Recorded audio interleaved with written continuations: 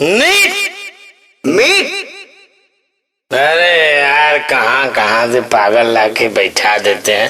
NEET NEET. ए भैया तू बहुत पीले हुआ, चल जा घरे भैया, चल जा घर।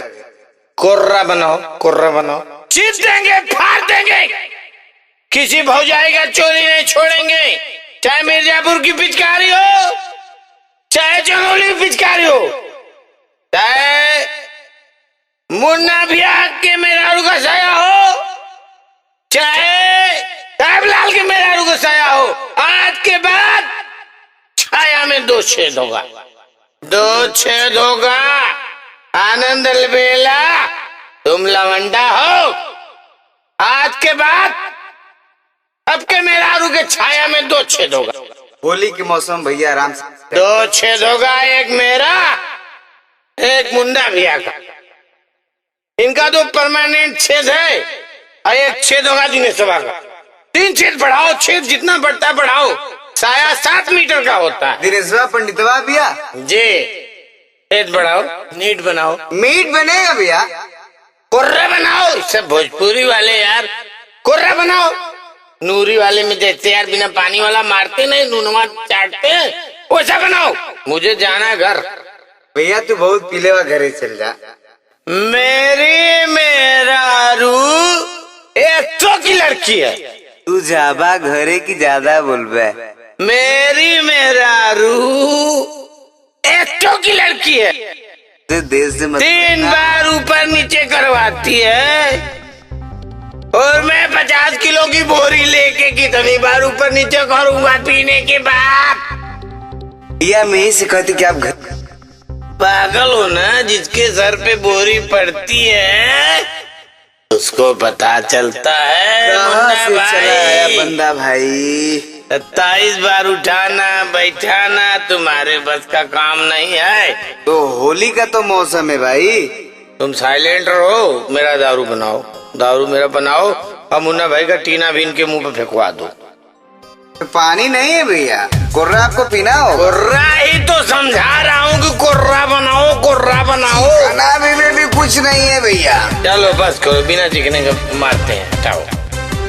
अरे डार्लिंग अरे डार्लिंग केवाड़ी खोल। आ गईला माहौर पी के जिनकी माहौर करे। पहले खोलो, डालने दो। पी के शराब इनका कोई सरकार चुवे पानी हो। नीरा हो खराब कैला सूट सलवार चुवे पानी हो, चुवे पानी हो। भाग से मिलेला ऐसन मोटे हथियार मोर रानी हो। ए हो भाग से मिलेला ऐसन मोटे हथियार मोर गुलाबी हो। ए हो भाग से मिलेला ऐसन मोटे हथियार मोर गुलाबी हो। अरे कहाँ से तू हमारे नसीब में रहला ये देवता। रोज जहर माहौर पी के जिंदगी जहर कैले बड़ा। हमारो दहिया में जहरवा फैला देबा का ये भगवान। देखो अभी पान खाए हैं, आंखों जो पिए नहीं है, एक पैक को पिए कड़ाई ढोरो काटे हैं और अभी तो पूरा नूरिये खोसे हैं।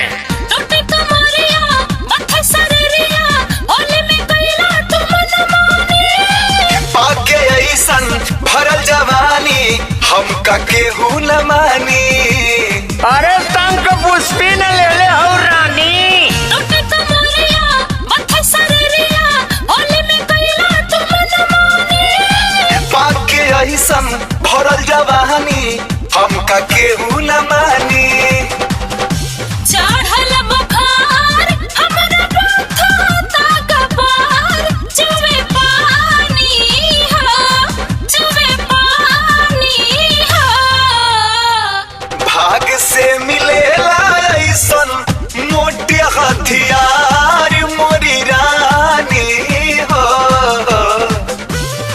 अच्छा ये बताओ, तुम्हारी सेवा में कोई कमी करते हैं?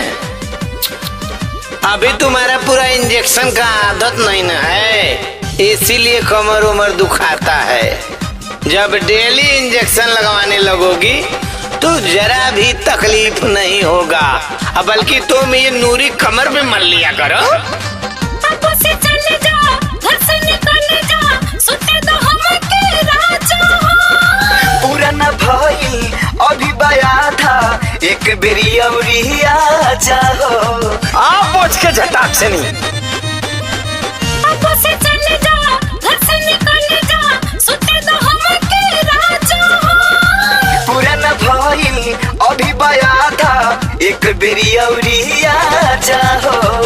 करो इंतजार, फिर आते बहार, चुमे पानी हा, चुमे पानी हा। तो भी न सरकेगा। भाग से मिलेला ऐसन मोटे हथियार मोरी रानी हो। ए गुलाबी आह, ओहो, अरे छोड़ रहे नहीं रहू, तोड़ दे का एकदम से। अरे मायरे, अरे छोड़ रहे। बस बस बस बस बस बस बस, रुक जो। ओफो, खोल के केवाड़ी, गलती कर दी हनी, कोई लाले लाल हो। ऐसे न कहा कोरा में रहा, बदली तोहरो चाल हो। एकदम फ्रेश डोलोगी ना। खोल के केवाड़ी, गलती कर दी हनी, कोई लाले लाल हो। ऐसे न कहा कोरा में रहा, बदली तोहरो चाल हो।